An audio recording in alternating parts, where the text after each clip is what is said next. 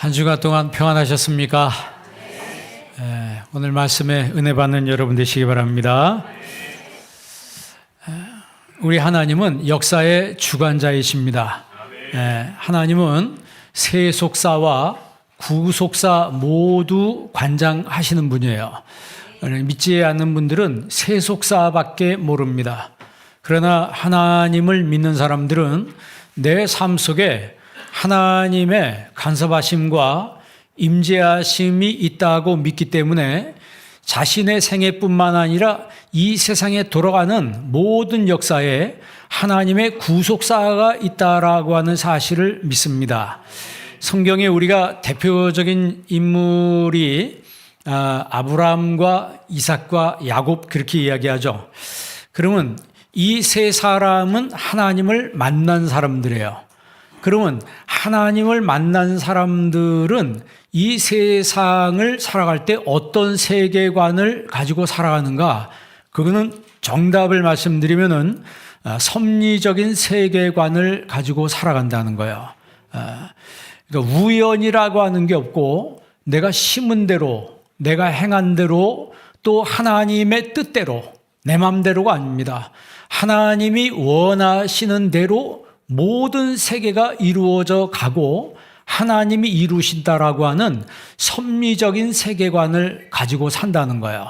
그러면 어떤 사람이 섭리적인 세계관을 가지고 사는가? 그것은 하나님의 영에 감동하심을 입은 사람들이 그런 세계관을 가지고 산다는 거죠. 그러니까 아브라함과 이삭과 야곱의 하나님 그렇게 이야기를 하는데 이들이 하나님을 만난 이 만남은 섭리적 만남이었다고 하는 거죠.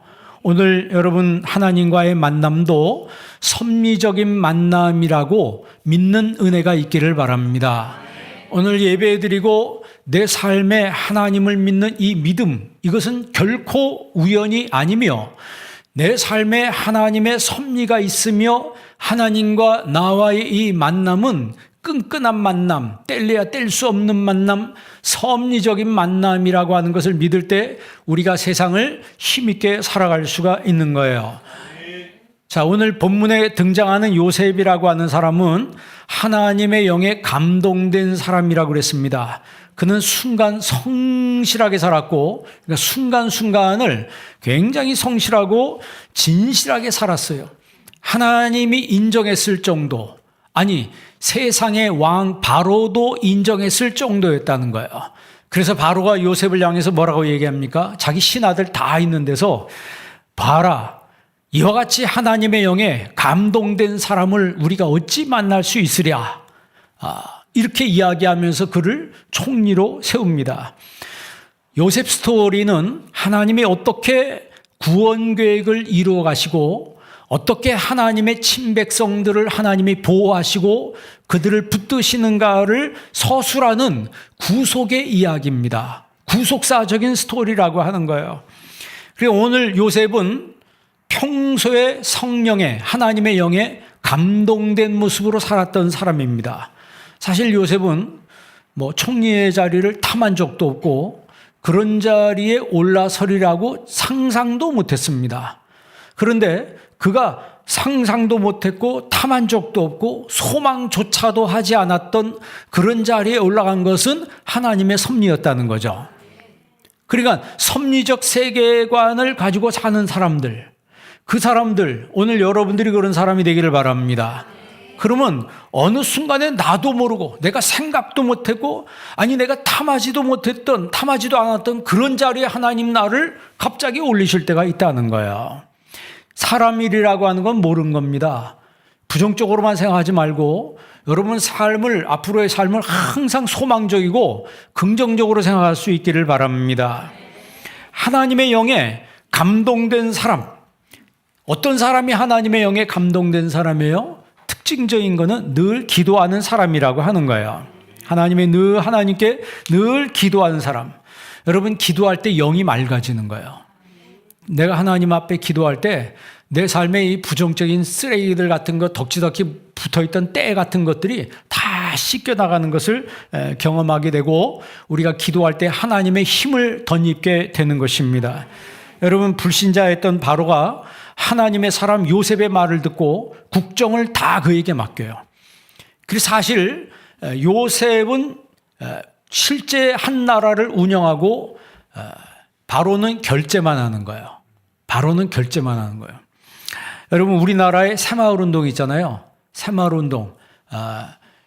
우리 어렸을 때는 뭐 새마을 운동이 여러분 그 노래 기억합니까? 새 아침이 밝았네. 온 나라 사람들이 아침에 일어나면 그 노래 부르고. 그런데 어떻게든 그 시절을 지나면서 우리나라가 엄청나게 발전을 합니다. 그거는 대통령 때문에 발전한 게 아니고 유태영 박사라고 하는 분이 그 새마을 운동을 추진한 분이에요. 이분은 굉장히 가난한 집안에서 태어났다고 합니다. 그래서 본인 이야기로는 먹을 게 너무 없어가지고 나무 껍데기 뜯어다가 그걸 삶아 먹었다는 거예요. 풀을 뜯어다가 그거를 먹을 정도로, 그러니까 나무 껍데기를 먹고 풀을 먹을 정도로 그렇게 가난했대요. 그런데 초등학교 5학년 때 자기 동네에 교회가 세워졌는데 그 세워진 교회에 나가보니까 목사님이 설교를 하는데 뭐라고 설교하냐면 기도하면 하나님이 다 들어주신다고 그랬대요. 기도하면 하나님이 다 들어주신다고. 그래, 그 말이 너무 가슴에 와닿대요. 여러분도 그렇습니까? 너무 가슴에 와닿아서 하나님 제발 굶지 않게 해달라고 기도했대요. 그리고 또 하나 기도한 게 뭐냐면 공부하고 싶다고 기도했대요. 하나님, 나 공부하고 싶어요. 왜냐하면 너무 가난해서 학교를 못 가는 거예요. 그런데 진짜 그 유태영이라고 하는 사람이 기도한 대로 하나님이 그 길을 열어주시는데 미국에도 유학을 가고 덴마크에도 유학을 하고 이스라엘에도 유학을 간, 아주 우리나라에서 어떻게 보면 그 당시에 그 정도 스펙을 쌓으려면 쉬운 게 아니었습니다. 그리고 박사학위를 받고 돌아오니까 청와대에서 부르더라는 거예요. 그래서 청와대에 갔더니 우리나라 농촌을 개발을 해야 되는데 당신이 한번 설명을 해보라고. 그래서 이스라엘의 키부츠 얘기를 해주고 자기가 공부하고 봤던 모든 것들을 대통령이 있는 자리에서 프레젠테이션을 했답니다. 그랬더니 대통령이 감명을 받아가지고 우리나라 농촌 발전을 위한 프로젝트를 당신한테 다 맡길 테니까 당신이 알아서 하라고. 그래서 그분이 정권을 받아가지고 새마을 운동을 추진한 거예요. 이 새마을 운동이 지금 여러분 우리나라뿐만 아니고 지금도 새마을 운동 본부가 있죠. 아프리카에는 새마을 운동이 지금도 활발하게 일어나고 있답니다. 그러면 대통령은 불교 신자였어요. 불교 신자였던 대통령이 기독교 신자에게 모든 권한을 위임한다는 거죠. 그래서 한 나라가 부흥하고 발전된다. 여러분, 역대하에 보면 이스라엘 백성들이 바벨론에 포로 생활합니다. 포로 생활하는데 페르시아가 바벨론을 어느 날 갑자기 침공해가지고 바벨론이 망함으로 인해서 이 페르시아의 왕 고레스가 이스라엘 백성들 보러 고토로 자기들 고향 땅으로 돌아가라 이렇게 얘기해요. 그런데 성경에 보면 하나님이 고레스의 마음을 감동시키시사 이런 말이 나와요. 그러니까 하나님이 불신자였던 고레스의 마음을 감동했어요. 그러더니 고레스가 이스라엘 백성들에게 뭐라고 얘기했냐면 고레스와 왕의 마음을 하나님이 감동시키심에 그가 조서를 내려 이스라엘의 하나님이 나에게 명령하여 유다 예루살렘에 성전을 건축하라 하셨나니. 고레스가 이방 왕이 우상을 섬겼던 왕이 지금 하나님의 백성들에게 너희들은 고향 땅으로 돌아가서 성전을 건축하라. 그렇게 명령을 합니다. 그리고 성전 지을 제목까지 다 줘요. 그래서 스룹바벨을 중심으로 해서 그들이 1차로 이스라엘 땅으로 돌아오게 되는 거예요. 여러분, 하나님의 구속사와 하나님의 섭리는 꼭 믿는 사람을 통해서만 역사하는 게 아니에요. 때로는 하나님이 필요할 때는 불신자를 통해서 또 하나님이 역사하신다라고 하는 거죠. 중요한 것은 하나님이 일을 하실 때는 하나님의 영으로 감동을 시키더라고 하는 거예요. 우리가 지금 교회를 짓는 것도 하나님의 영에 감동된 사람이 교회를 짓는 거예요. 하나님이 저와 여러분에게 일생에 이런 기회를 주신 것은 프리빌리지입니다. 특권이라고 하는 거예요. 감사함으로 이 일에 참여하는 것은 아무나 참여하는 게 아니고 성령에 감동한 사람이 참여하게 되는 것이죠. 뿐만 아니라 한 나라의 정치와 경제와 국가를 세우는 것도 하나님의 감동하심을 입은 사람들이 이런 정치를 하고 경제를 하고 그런 사람들이 국가를 세울 때 그런 나라가 번영을 이루게 되는 거예요. 그런 감동함이 없는 사람들은 모이면 싸우고 모이면 이전 투구를 하고 당쟁을 하고 그러다 보면 나라가 망하게 되는 거예요. 바로는 요셉이 비범한 인물인지를 한눈에 알아봤습니다. 그래서 주저없이 그를 총리로 세웁니다. 여러분 우리가 잘 알잖아요. 한 명 잘 세우면요 그 한 명이 나라를 살리는 거예요. 한 명 잘 세우면 그 한 명이 국가를 살리는 겁니다. 한 명 잘못 세우면요 그 한 명이 국가를 망치는 거예요. 우리는 역사 속에서 너무나 많이 이런 일들을 봐왔습니다. 요셉이 그런 의미에서 한 나라의 총리가 됐다라고 하는 것은 그냥 우연히 된 것이 아니고 거기에는 반드시 하나님의 섭리적인 역사가 있었다라고 하는 거죠. 자, 그러면 요셉이 무슨 뜻이죠? 요셉이 이름을 잘 아는데 요셉이 무슨 뜻이에요? 요셉의 이름의 뜻은 더함이란 뜻입니다.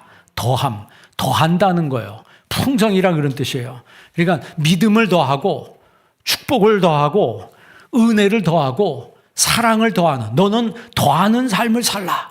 그런 의미에서 여러분들은 요셉이 돼야 되는 거예요. 정말 은혜를 더하는 사람, 사랑을 더하는 사람, 축복을 더하는 사람, 하나님 앞에 믿음을 더하는 정말 그런 사람이 되시기를 바랍니다. 요셉은 구약 성경에서 예수님과 닮은 유일한 한 사람이라 이렇게 이야기를 합니다. 아더 핑크는 신학자이면서 목사님인 이 아더 핑크는 예수님과 요셉과의 그 어떻게 보면 흡사한 공통점은 101가지가 된다 이렇게 얘기해요. 그 책에서 제가 후반부에 말씀을 드리도록 하겠습니다. 요셉과 예수님의 그 비슷한 면이 공통점이 101가지나 된다는 거예요. 그래서 우리가 예수님을 이 요셉을 예수님의 모형이다 이렇게 이야기합니다. 구약의 요셉은 예수님의 모형이다. 이처럼 예수님도 똑같이 구원을 더하시고 우리에게 믿음을 더하시고 은혜를 더하시고 영생을 더하시기 위해서 오셨어요. 여러분 생각해 보세요. 여러분 원래 믿기 전에 영생이 있었어요, 없었어요? 영생이 없었습니다. 영생이 없었던 나에게 영생을 더하시기 위해서 오신 거예요. 구원받지 못했어요. 구원받지 못한 나에게 구원을 더하시기 위해서 오신 거예요. 믿음이 없었어요. 믿음이 없는 나에게 믿음을 더하시기 위해서 오신 거예요. 그 더한다는 말이 바로 요셉이에요. 여러분 삶 속에 요셉과 같은 은혜가 있기를 바랍니다. 이 본문 말씀은 요셉을 팔았던 형들이 흉년으로 인해서 쌀을 사기 위해서 곡식을 사기 위해서 애굽으로 갔다가 그 애굽에서 총리가 된 요셉을 만남으로 이 스토리가 시작이 되는 겁니다. 흉년으로 인해서 쌀을 사러 요셉의 형들이 애굽에 왔습니다. 그런데 그 형들을 요셉은 한눈에 알아봤어요. 자, 그러면 요셉과 형들이 몇 년 만에 만났을까요? 아니죠. 왜냐하면 17세에 집을 떠나서 30세에 총리가 됐으니까 13년. 그리고 7년 동안의 풍년이 있었다 그랬죠. 그럼 몇 년? 20년. 그 다음에 본문에 보니까 2년 동안에 이제 뭐가 시작됐어요? 흉년이 시작됐어요. 7년 흉년에 2년째 흉년이 됐어요. 그러면 22년이에요. 그러니까 요셉과 형들이 지금 22년 만에 조우하게 되는 거예요. 그런데 형들은 요셉을 보고서도 보아서 요셉이네 알아볼 만도 한데 전혀 알아보지 못합니다. 왜? 감히 자기들이 버렸던 요셉이 총리가 되리라고는 상상도 할 수 없었던 거죠. 그런데 요셉은 형들을 한눈에 알아봤어요. 그래서 성경에 보면 요셉이 모른 체하고 엄한 소리로 말했다 그랬어요. 너희들 어디서 왔느냐? 이제 통역을 붙여서 말하는 거예요. 통역을 붙여서 어디서 왔냐 그랬더니 형들이 그 목소리에 쫄아서 우리는 가나안 땅에서 곡식을 사러 왔습니다. 그랬을 때 요셉이 뭐라고 얘기했냐면 아니다. 너희들은 가만 보니까 정탐꾼들이다. 이 땅의 틈을 엿보기 위해서 왔다. 여러분 그 당시에 정탐꾼은요 붙잡히면은 고문당하다 죽는 거예요. 살 길이 없습니다. 고문당하다 죽는 거예요.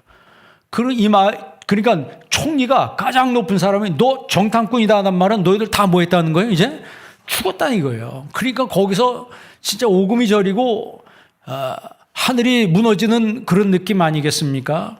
그래 형들이 이야기해. 아닙니다. 우리는 곡물을 사러 가나안에서 왔을 뿐입니다. 막 잔뜩 겁을 집어먹은 이 형들은 요셉이 물어보지도 않았는데 자기들의 얘기를 막 합니다. 우리는 아버지가 있는데 형제가 12명 있었는데 그중에 11번째가 사라지고 말째가 있었는데 뭐 어쩌고 저쩌고 물어보지도 않았는데 막 얘기를 합니다. 그러니까 요셉이 그 얘기를 가만히 있다가 그러면 너희들의 마지막 동생 말째를 나한테 데리고 와라. 그러면 내가 믿겠다. 그렇게 얘기를 해요. 그러면서 3일 동안 가둬놓습니다. 3일 동안 가둬놓다가 4일째 되는 날 풀어줘요. 그러니까 3일 동안 얼마나 이 멘붕 상태였겠어요. 4일째 풀어주면서 그 시므온을 본보기로 형들이 보는 앞에서 결박을 합니다. 딱 묶어두고 너희들은 가서 그 아이를 데려와라. 그 아이를 데려와라. 하고 쌀을 주는 거야. 이 형들이 돌아오는 길에 여관에 들려서 나귀한테 먹을 걸 주려고 쌀을 풀었는데 이 세상에 그 쌀 부대자루에 자기들이 곡식값으로 지불했던 돈이 그대로 있는 거예요. 그러니까 더 놀란 거예요. 큰일 났다 이제. 이거 우리가 누명 쓰게 생겼다. 분명히 쌀값을 뭐 했는데? 지불했는데 그 쌀값이 지금 여기 쌀자루 속에 그대로 있는 거예요. 그래서 집으로 와가지고 아버지에게 자초지정을 다 얘기했습니다. 그랬더니 야곱이 다 듣고 너희들은 나를 이렇게 힘들게 하냐? 너희들이 나감으로 인해서 요셉도 죽고 그 다음에 이제 시몬도 없어지고 근데 이제는 마지막 말째인 베냐민도 데리고 가려고 하느냐? 너희들은 나를 너무너무나 힘들게 하는구나. 이 아버지가 막 힘들게 하는 거예요. 여러분 창세기 42장 20절 한번 읽어볼래요? 창세기 42장 20절 나같이 있습니다. 너희 막내 아우를 내게로 데려오라. 그러면 너희 말이 진실함이 되고 너희가 죽지 아니하리라 하니 그들이 그대로 아니라. 21절 그들이 서로 말하되 우리가 아우의 일로 말미암아 범죄하였도다. 그가 우리에게 애걸할 때 그 마음의 괴로움을 보고도 듣지 아니하였으므로 이 괴로움이 우리에게 임하도다. 아멘. 잘 보세요. 21절 잘 보세요. 그들이 서로 말하되 우리가 아우의 일로 말미암아 범죄하였도다. 누구의 일? 이 아우가 누구예요? 그럼 언제적 일이에요? 몇 년 전이에요? 22년 전 일을 잊어버리지 않는 거예요. 여러분 우리가 범죄하는 건요 범죄한 것을 없어지는 것이 아니고 하나님이 기억하십니다. 우리가 부메랑이라고 하죠. 내가 확 던졌는데 분명히 저쪽으로 던졌는데 이게 가다가 어떻게 와요? 돌아서 나한테 오는 거예요. 여러분 내가 한 거는요 좋은 일이든 안 좋은 일이든 내게 돌아오는 거예요. 내가 남을 힘들게 하고 슬프게 하고 남한테 린치를 가하면 그런 것들이 나한테 나중에 그대로 돌아오는 거예요. 반대로 내가 헌신하고 주님 영광에 살면 그것 또한조차 하나님께서 나에게 도로 돌려주신다라고 하는 거죠. 여러분 21절 끝에 뭐라고 얘기합니까? 이 괴로움이 우리에게 임하도다. 이 괴로움이 우리에게 임하도다. 요셉을 괴롭게 한 것처럼 지금 우리가 뭘 당한다는 거예요? 괴로움을 당하는 거예요. 자, 22절 한번 읽어볼래요? 42장 22절 읽습니다. 루벤이 그들에게 대답하여 이르되 내가 너희에게 이 아이에 대하여 죄를 짓지 말라고 하지 아니하였더냐. 그래도 너희가 듣지 아니하였느니라. 그러므로 그의 핏값을 치르게 되었도다 하니. 루벤이 뭐라고 말해요? 이 아이에 대하여 죄 짓지 말라고 말했는데 너희가 듣지 아니했다. 그러므로 핏값을 우리가 지금 치르게 됐다. 지금 루벤 이 형들은 요셉이 죽었다고 생각하는 거예요. 그래서 그 핏값을 우리가 지금 도로 받게 됐다. 왜? 정탐꾼이라고 하니까 당장 죽게 생겼잖아요. 23절 다 같이 있습니다. 그들 사이에 통력을 세웠으므로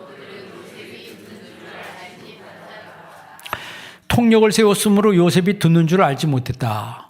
요셉이 애굽말로 하고 통역을 시켰기 때문에 요셉의 형들이 히브리어로 말하는 것을 알아들으리라고는 생각을 못했다는 거죠. 그래서 요셉은 형들의 모습을 보고 나가 울었다고 그랬어요. 막 울었다고 그랬습니다. 그리고 이제 다시 정신 차리고 와가지고 시몬을 결박해두고 나머지를 다 집으로 돌려보냈어요. 돌려보냈을 때 야곱이 아까 말씀드린 것처럼 베냐민을 데리고 와야 된다고 하니까 야곱이 안 된다고 하는 거죠. 말째까지 보낼 수는 없다. 요셉도 사라지고 시므온도 사라지고 이제 베냐민까지 보내면 난 어떻게 살라고 하는 거냐. 그런데 시간이 지나서 곡식이 또 떨어져요. 곡식이 떨어지니까 야곱이 또 할 수 없이 형들에게 그 아들들에게 너희들 가서 애굽 땅에 가서 곡식을 사와라. 그랬더니 유다가 말합니다. 아버지, 베냐민을 데려가지 않으면 총리를 만날 수 없습니다. 그 말은 곡식을 살 수 없다는 얘기예요.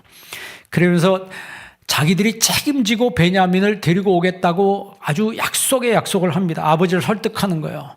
그러니까 이 야곱은 어떻게 할 방법이 없었어요. 가만히 있으면 굶어 죽는 거고. 그래서 살기 위해서 할 수 없이 베냐민을 애굽으로 보냅니다. 형들한테 딸려 보내는 거예요. 그러면서 선물을 많이 가지고 가라. 그러나 이제 형들은 아버지의 허락을 받고 가지만 두려움이 있었어요. 성경에 보면 뭐라고 써있냐면 우리를 붙잡아서 종으로 삼을지도 모른다. 우리를 모두 돌려보내지 않을지도 모른다. 그래서 그들은 지난번에 자기들이 이 곡식을 산 값을 값이 그대로 자기 곡식자로 있었기 때문에 그 곡식값의 2배를 가지고 가는 거예요. 2배를 가지고 가는 거예요. 그러면서 도착해서 그 요셉의 종들한테 사실은 지난번에 우리가 곡식값을 지불했는데 자루를 열어보니까 우리가 지불했던 곡식값이 여기 다 들어있더이다. 그래서 우리가 그 돈의 2배를 가지고 왔습니다. 그러면서 걱정하며 얘기했더니 요셉의 종들이 두려워하지 말라는 거예요. 걱정하지 말라는 거예요. 그리고 요셉 앞으로 인도합니다. 요셉이 드디어 누굴 만나요? 베냐민을 만나요. 베냐민을 얼마나 감격스럽겠어요. 43장 29절 한번 읽어볼래요? 43장 29절 읽습니다. 요셉이 눈을 들어 자기 어머니의 아들 자기 동생 베냐민을 보고 이르되 너희가 내게 말하던 너희 작은 동생이 이 아이냐? 그가 또 이르되 소자여 하나님이 내게 은혜 베푸시기를 원하노라. 요셉이 아우를 사랑하는 마음이 복받쳐 급히 울 곳을 찾아 안방으로 들어가서 울고 얼굴을 씻고 나와서 그 정을 억제하고 음식을 차리라 하며 33절도 한번 읽어볼래요? 있습니다. 그들이 요셉 앞에 앉되 그들의 나이에 따라 앉히게 되니 그들이 서로 이상히 여겼더라. 아멘. 베냐민 라헬의 아들이죠. 그러니까 12아들 중에 그 전부 배다른 아들이에요. 배다른 아들인데 마지막 요셉과 베냐민은 라헬이 난 아들. 그러니까 요셉은 자기 진짜 핏줄 혈육은 베냐민이에요. 그 베냐민을 데리고 오라 했는데 그 베냐민을 몇 년 만에 만나요? 22년 만에 만나는 거예요. 그러니까 베냐민이 알아볼 턱이 없죠. 너무 어렸을 때니까. 그런데 요셉은 자기 동생 베냐민을 보면서 뭐 했다 그랬어요? 울었다 그랬어요. 정을 억제하지 못하고 안방으로 가서 급히 울 곳을 찾아 안방으로 가서 막 울었다 그랬습니다. 얼마나 울었겠어요. 그리고 나서 정신을 차리고 와가지고 그 형들을 식사 자리에 앉히는데 순서대로 앉히는 거예요. 당신은 여기 앉고 루벤은 여기 앉고 유다는 여기 앉고 형들이 가만 보니까 순서대로 자기들을 앉히는 거예요. 어떻게 우리 형제 순서를 알지? 어리둥절하는데 어리둥절할 뿐이지 감히 이 총리가 요셉이라고는 상상을 못하는 거죠. 베냐민을 만난 요셉은 너무 기뻤지만 그 감정과 그 감동, 기쁨을 억누르고 있었습니다. 그러면서 그들을 대접을 하고 애굽을 떠날 때 베냐민의 곡식 자루에다가 요셉이 먹던 은잔을 거기 넣으라 그랬어요. 그러니까 요셉의 종들이 곡식을 넣으면서 베냐민의 곡식 자루에다가 요셉이 먹던 은잔을 넣습니다. 그러나 그들이 출발했을 때 자기 종을 시켜서 말합니다. 가서 내 은잔을 넣은 부대자루에 있는 그 아이를 잡아와라. 그러니까 이제 종들이 그 명령을 듣고 애굽을 떠나서 가는 그 형들을 말 타고 막 쫓아가서 세우는 거예요. 멈춰라 그랬겠죠. 너희들에게 그렇게 잘해줬는데 너희 주인님을 배신하느냐? 우리 주님 먹던 은잔이 없어졌다. 그랬더니 형들이 뭐라 그래요? 지난번에 우리가 돌아갈 때 우리가 지불한 돈이 곡식자루에 있어서 우리가 2배를 가지고 왔는데 우리가 그걸 왜 훔쳐가겠습니까? 우리 중에서 누구든지 그 은잔이 나온 사람은 그의 종이 당신들의 종이 될 뿐만 아니라 우리 모두가 당신들의 종이 되겠습니다. 그렇게 말하고 곡식자루를 다 내놨어요.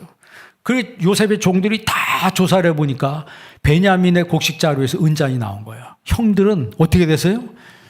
이제는 이건 멘붕 정도가 아니고 다 얼어붙은 거예요. 그래가지고 전부 다 다시 어디로 가요? 애굽으로 다시 갑니다.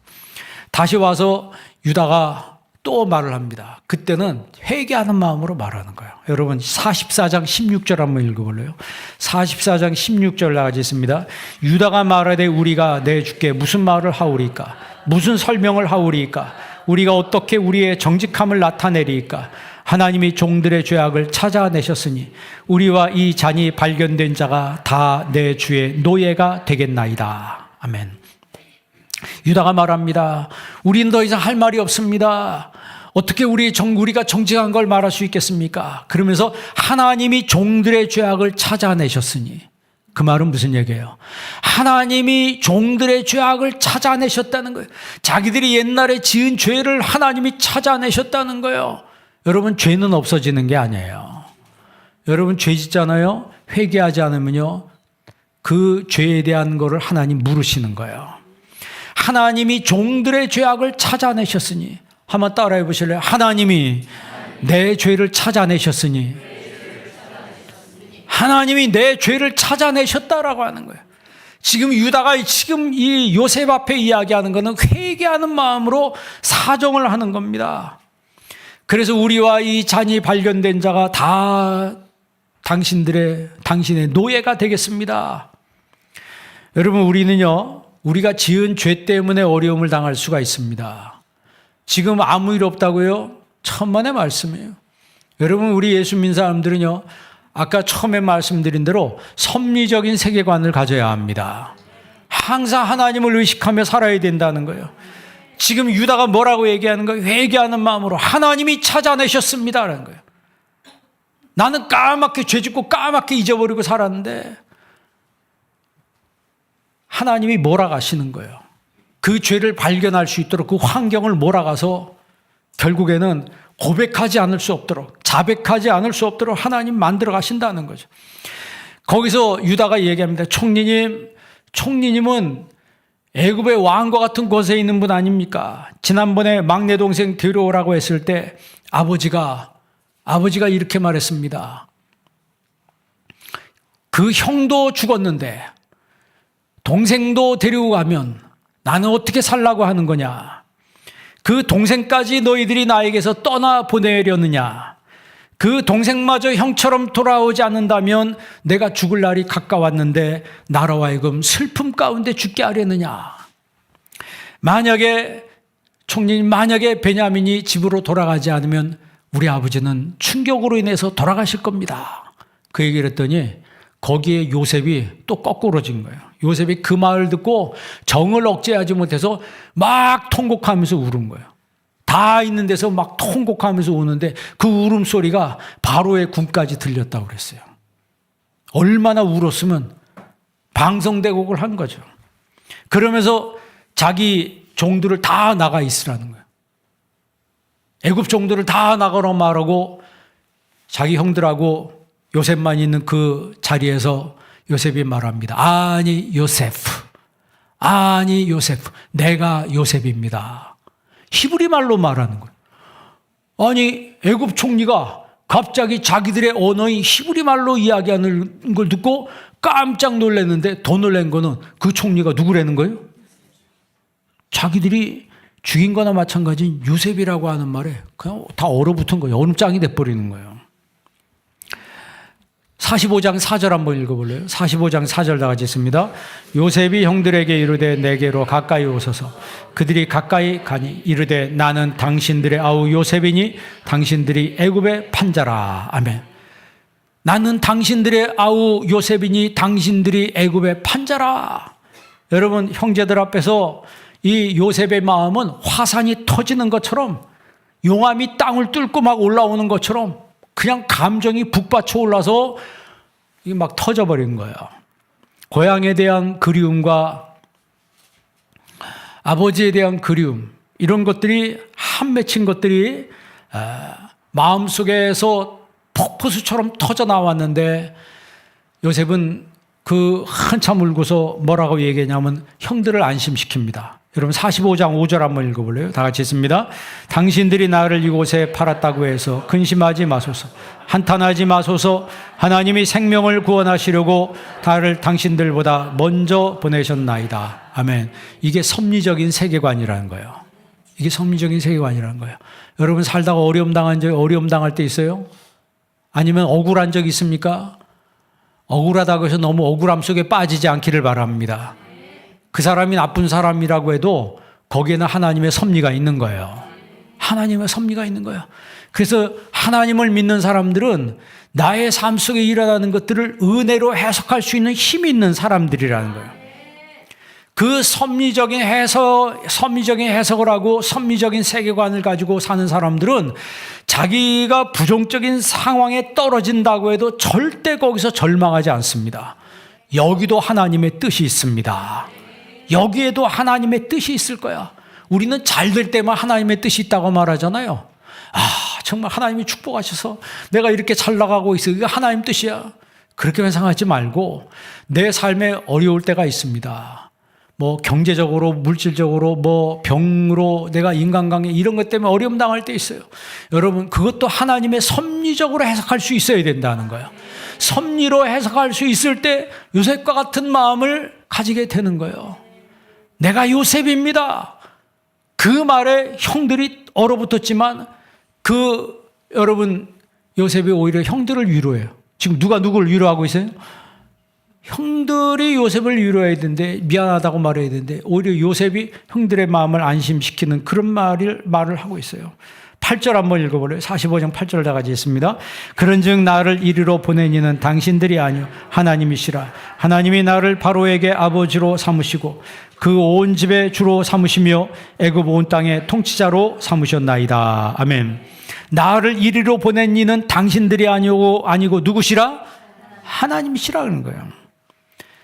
당신들이 나를 보낸 게 아니고 하나님이 보내셨다고 말하는 거예요. 이게 바로 섭리적인 세계관입니다. 그러면서 아버지와 식구들을 다 모셔오세요. 내가 당신들을 섬기겠습니다. 섬기겠습니다.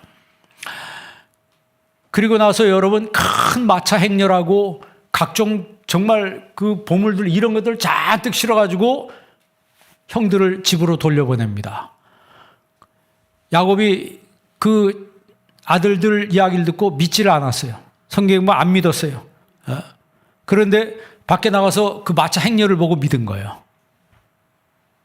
마차 행렬, 이거는 어디서 보낸 거예요? 왕실에서 보낸 게 딱 한눈에 알아보거든요. 그러니까 야곱이 생각을 바꿔서 뭐라고 얘기해요? 내 아들 요셉을 만나러 가겠다. 내 아들 요셉을 만나러 가겠다. 그렇게 얘기해요. 여러분, 창세기 요셉은요, 예수님의 모형입니다. 예수님 모형이에요. 어떻게 예수님의 모형인가를 아더 핑크라는 사람은 101가지로 설명했어요. 저는 줄여서 10분의 1로 줄여서 10개만 제가 이야기하고 마치겠습니다. 첫째는 창세기 요셉에 대한 부분이 아브라함과 이삭과 야곱 그 양보다 요셉에 대한 부분이 더 많아요. 우리는 믿음의 조상하면 누구 얘기해요? 아브라함인데 그 아브라함 분량보다 요셉 분량이 더 많아요. 그 분량이 많다는 것은 차지하는 중요도가 더 크다는 것을 의미해요. 그리고 이스라엘이 여러 아들들보다, 그러니까 야곱이 그 아들들보다 요셉을 더 사랑했어요. 예수님이 세례를 받으실 때 하늘에서 어떤 음성이 들렸어요? 이는 내 사랑하는 아들이요 내 기뻐하는 자라 그랬어요.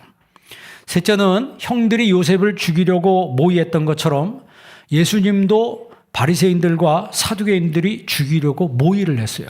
공통점이 그렇다는 거예요. 네 번째는 예수님과 요셉은 모두 그 옷을 뺏겼습니다. 요셉도 형들이 죽이려고 뭘 벗겼어요? 채색 옷을 벗겨버렸어요. 예수님도 십자가에 못 박을 때 예수님의 입던 옷을 그 군인들이 벗겼습니다. 다섯 번째는 둘 다 노예 가격으로 팔렸어요. 요셉은 은 20에 팔리고 예수님은 은 30에 팔렸어요. 그것은 그 당시에 노예 가격이었다는 거예요. 그러니까 요셉을 팔 때 노예 가격으로 팔아버린 거예요.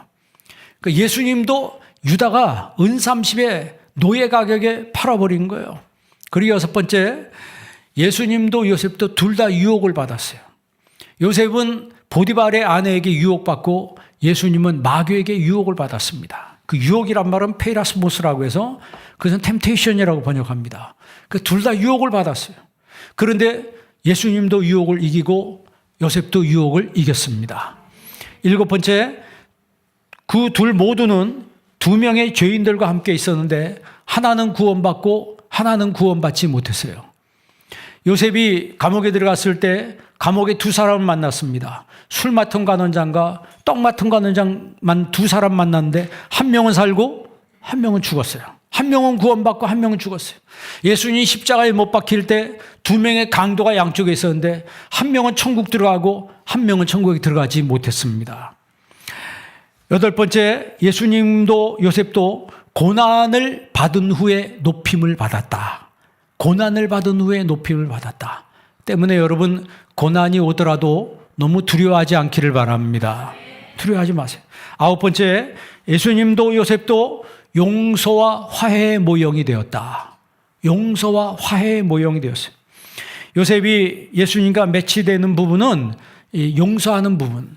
여러분, 일반 섭리적인 세계관을 가지지 않은 사람은 형들에 대해서 어떻게 했을 것 같아요? 나 힘들게 했지. 나를 팔았지. 너희들도 똑같이 당해봐. 하고 그 형들에게 복수했을 거예요. 그 형들을 차례차례로 아마 사형시켰을지도 몰라요. 세상적인 마인드 가진 사람은 그렇게 하고도 남습니다. 그러나 요셉은 그런 사람이 아니었어요. 용서할 줄 아는 사람이었다는 거죠. 예수님도 이 땅에, 우리가 다음 주가 성탄절 아니에요? 이 땅에 오실 때 뭘 가지고 오셨어요? 선물 가지고 오셨어요. 무엇을 선물로 가지고 오셨어요? 용서라고 하는 걸 선물로 가지고 오셨어요. 그래서 저와 여러분의 죄가 있지만 그 죄의 용서를 받을 수 있고 용서를 받았기 때문에 천국 갈 수 있는 거예요. 열 번째, 예수님도 요셉도 자신들에게 해를 끼친 것을 선으로 바꿀 줄 아는 사람이었다. 해 끼친 것을 선으로 바꿀 줄 알았다.